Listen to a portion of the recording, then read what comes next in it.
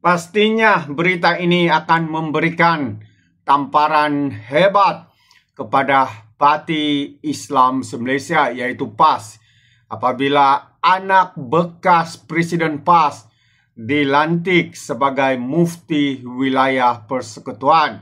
Jadi siapakah beliau? Ayo kita ikuti kenyataan media ini. Pendakwa Ustaz Ahmad Fawaz Fazil dilantik sebagai Mufti Wilayah Persekutuan yang baru berkuat kuasa 23 Mei yang lalu. Perkara berkenaan disahkan menerusi Facebook rasmi Jabatan Kemajuan Islam Malaysia JAKIM yang memuat naik poster ucapan tahniah kepada Ustaz Fawaz atas perlantikan berkenaan. Beliau menggantikan Sahibus Samaha Datuk Profesor Madya Dr. Luqman Abdullah, 55 tahun, yang telah berkhidmat sejak 15 Mei 2020. Ya, Ahmad Fawaz yang juga anak kepada bekas Presiden PAS Allahyarham Fazil Muhammad Nur adalah ahli lembaga pengarah Majlis Agama Islam Wilayah Persekutuan. Tokoh ilmuwan Islam berusia 44 tahun. Lahir di Alostar Kedah ini, pakar dalam bidang usul fiqh, kaedah, fikih perubatan. Sahibus Samaha Ustaz Fawaz memiliki ijazah sarjana syariah dari Universiti Al-Azhar Mesir dan sarjana syariah dari Universiti Melaya.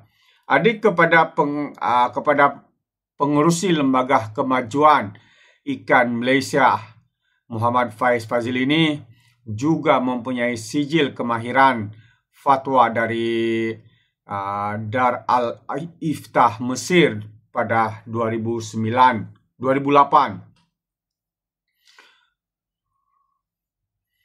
Ustaz Fawaz juga telah menerbitkan dan menterjemah lebih daripada 15 buku termasuk Fiqh Wanita, Menghalusi Kerahasiaan dan Permasalahan Wanita Semasa, yang memenangi Anugerah Buku Negara tahun 2016. Menggalas berbagai amanah, Ustaz Ahmad Fawaz juga merupakan timbalan yang dipertua Kesatuan Ulama Muslim Antarabangsa Cawangan Malaysia dan turut mengendalikan ruangan Ustaz Fawaz Fazil Jawab dalam Akhbar Mingguan Malaysia. Beliau juga adalah penasihat syariah di Alliance Islamic Bank Berhad, FWD, Takaful Berhad dan Telaga Biru Sendirian Berhad. Selain itu, beliau adalah bekas pensyarah di College University Insaniah Sungai Petani yang kini dikenali sebagai Universiti Islam Antarabangsa Sultan Abdul Halim Muazzam Shah. Jadi terlibat dalam lebih 20 pembentangan di berbagai peringkat. Ustaz Fawaz terus aktif berkongsikan ilmu agama di berbagai saluran televisyen dan radio seperti IKM FM, Astro, Sinar FM dan THR. Tahun lalu, kerajaan melantik beliau menguasai jawatan kuasa bagi membentuk model silibus pemulihan akidah kanak-kanak JSBH Sdn Berhad yang diselamatkan oleh pihak berkuasa. Jadi itu antara latar belakang beliau, dan kita ucapkan tahniah atas perlantikan ini. Dan apa kata Datuk Seri Muhammad Sabu atas perlantikan Ustaz Fawaz? Katanya pelantikan ini tepat ketika umat perlukan suara berani, angkat kebenaran. Jadi Presiden Parti Amanah Negara Datuk Seri Muhammad Sabu menyifatkan perlantikan Ustaz Ahmad Fawaz Fazil sebagai Mufti Wilayah Persekutuan bertepatan pada waktunya ketika umat Islam memerlukan suara yang jelas, berani dan istiqamah dalam mengangkat kebenaran serta menolak kebatilan. Dalam satu hantaran di Facebook, Datuk Seri Muhammad Sabu menyuarakan harapan agar latar belakang keilmuan serta prinsip tegas yang dimiliki oleh Ahmad Fawaz membolehkannya menggalas amanah ini dengan penuh hikmah dan kebenaran.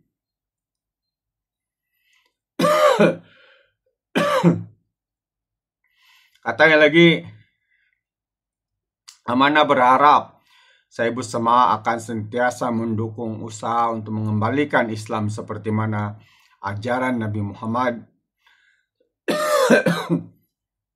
agama yang membawa rahmat kepada semua, ujarnya dalam satu hantaran malam tadi.